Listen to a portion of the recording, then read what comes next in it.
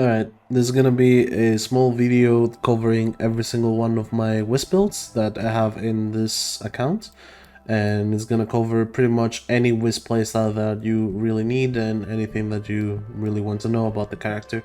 So, first of all, this is the main Wisp. Why she has a 163 formula? Simple, I got bored at some point. This is the build I use to this day, no difference, and the only thing that changes is what subsume I use. So here I use Eclipse, here I use Roar, here I use Zada's Whisper, but the build always stays the same. The subsume is the only one that changes. This changes a bit in the sense that I remove Ogre Secrets and not Eternal War for extra melee craziness. You can simply hold E and spam your melee and the attack speed goes crazy and you're kind of unkillable with Arcane Reaper on this one. This is Thermal Sunder build just for leveling up, and using those 163 forma, I just use this on Elite Sanctuary Onslaught. And this level cap build is a meme. Before it was just completely modless, but then I decided that I will use it to try some stuff with Wrathful Advance and the Crepuscular Arcane. So speaking of which, the Crepuscular Arcane, because it's new and some people don't really understand how it works, with Wisp it interacts in two ways that are very important. One of them is that when you jump, as you can see, it's active, but when you fall down, it stops being active, and if you shoot, it also stops being active. However, if you hit your melee, like this, you can keep an uptime on it and do some crazy stuff with it. So if you use something like a glaive a lot like this is absolutely beautiful, and you can really abuse that extra critical damage that the Arcane gives you. The other way you can use it is if you just straight up want more damage, you can press 2 anywhere, and that will turn you invisible, and then you can use your guns wherever you want, and that will retain your invisibility and keep you from using the Arcane. This Arcane also gives you strength, so combined with Mother and everything, you can simply cast your modes in the air, and even if you lose Crepuscular, as long as you have casted the mode before Crepuscular ends, we'll still get the perfect buff. So that is all you need to know about it. Now, this is the main build. This is the build that you were gonna use in pretty much every case scenario. And if you wanted to change the build a bit, you can freely do that. If you like something like Fused Reservoir, you can use it instead of the Ogre Secrets mode, and then you can put Archon Shards, and that way you can retain the energy per second. Also, Nourish, for people wondering, Nourish is decent, but it kind of ruins with your damage distribution on a lot of weapons, and most of the time your teammates are already gonna have it, so you having it as well isn't really something that you need. Plus, it doesn't actually benefit you with as much damage as something as Eclipse or Roar or Zada's Whisper even would.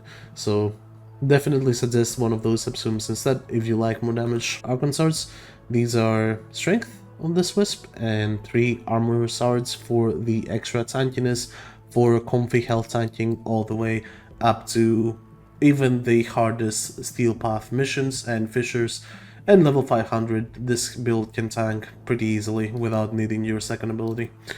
Then we have the pure strength build. This one does not tank whatsoever. This one is just focused around buffing your teammates on those endless missions when you're running the old meta Korra, Necros, Wisp and whatever setup. You know, you can simply use this. It's just a maxed out strength build, and in order to get the max strength, here you have Empower, here you have Roar. We're gonna sell Roar because I think Roar is the most valuable one. 50% extra strength doesn't really do anything, but here is the just so you dash twice for Madurai, then you press 0-2 while you are on Madurai to get Molt Vigor.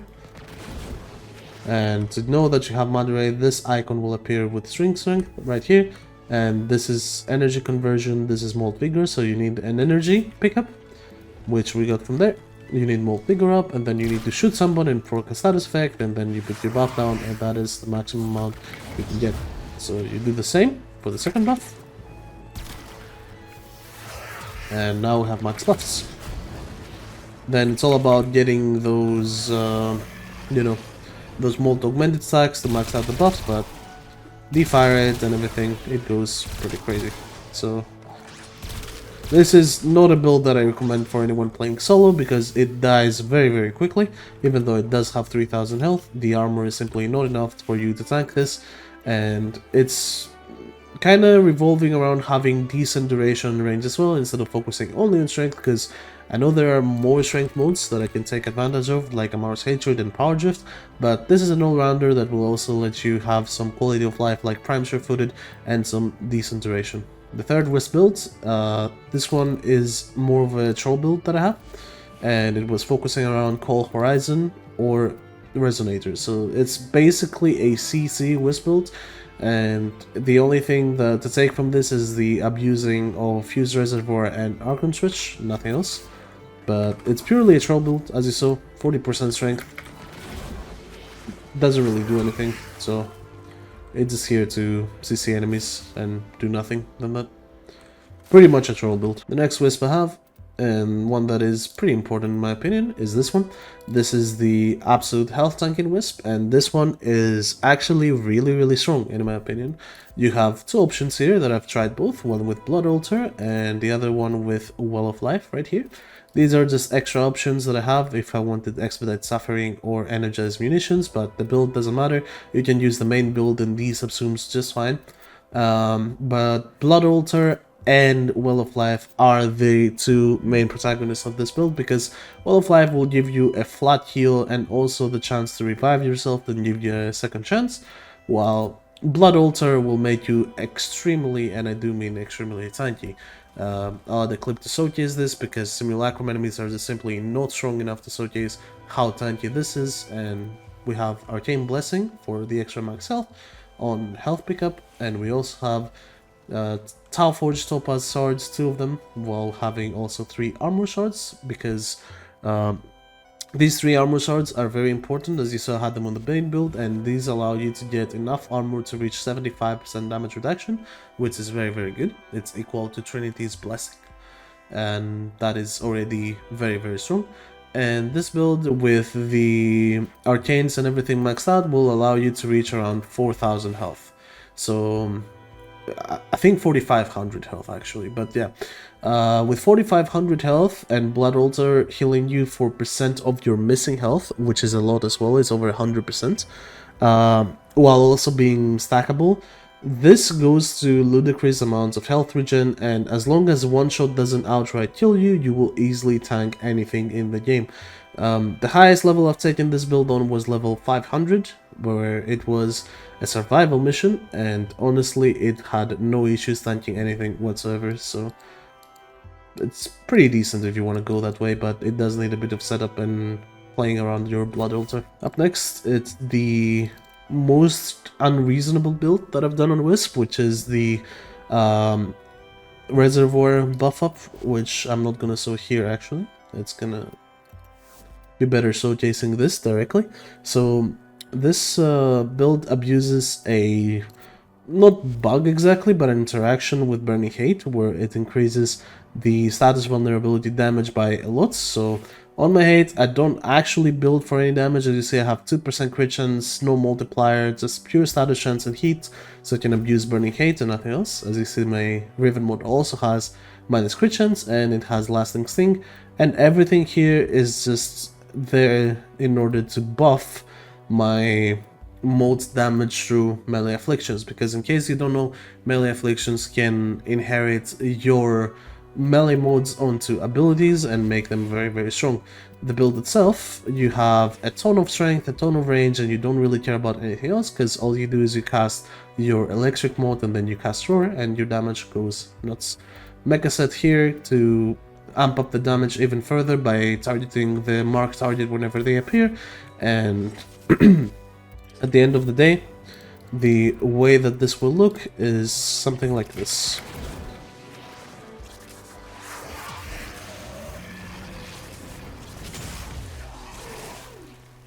So as you can see, whoever gets knocked up by the Burning Hate augment absolutely gets one-tapped by the electric mod, and everything else just kinda dies. 4 million damage on that guy. This build is in fact so incredibly broken that I've even seen a damage cap onto a sentient enemy by using this Burning Hate augment. The only issue I have with it is the fact that I can't actually increase the range on the slam attack in order to slam more people with melee afflictions and get more procs onto them, but it still works extremely well. And even without this melee afflictions thing, this thing does plenty of damage actually, because they stack very quickly, and Dogo sometimes helps too. So, as you see, this Butcher now has the mecha. He will die soon from the flowers, and when he does, he will spread everything onto the others, and they will start taking damage. So, if you're against enemies that are weak to electricity, like those enemies on Jupiter, you can actually even take this level cap and it will kill them, but without the Burning Hate, it's mostly a nuke build for low-level enemies and low-level missions, and this on a coordinated squad, or even a public squad that just listens to pings and everything, you can just go onto any defense mission and trivialize it, or even any interception mission and trivialize it by making people stand next to the spawns and killing everyone with electric procs. Last but not least, this is the build that is focused around Thermal Sunder and doing exterminate missions as quickly as possible. As you see, we have a normal build, Prime Sure-Footed always, because it's very important on Wisp to not get knocked down and activate her abilities, otherwise she will die. And this one just focuses around having not much duration and just using the speed mode plus Thermal Sunder to one-shot everything. So everything is revolving around Thermal Sunder damage, and as you can see, ability strength, energy on spawn, and casting speed, nothing else. So this gives me 574 energy on spawn, which is plenty to absolutely destroy any mission. And the plan is simply to just do this and spam Thermal Sunder. So, yeah. This can clear any exterminate mission very quickly, and it is really good for doing fast relics, just like a Titania would, but in case you want to do it with Wisp, you can simply do it like this. There is one more Wisp, but this one has not been used yet. This one is gonna be used for a very specific purpose that I will not address yet, but I know what I'm doing with her. So, these are my Wisps for now. Anything else I will showcase. I hope you enjoyed this random yapping on the simulacrum. I am kind of sad that I can't show you some of these in more action, but this is the best that I can do for now.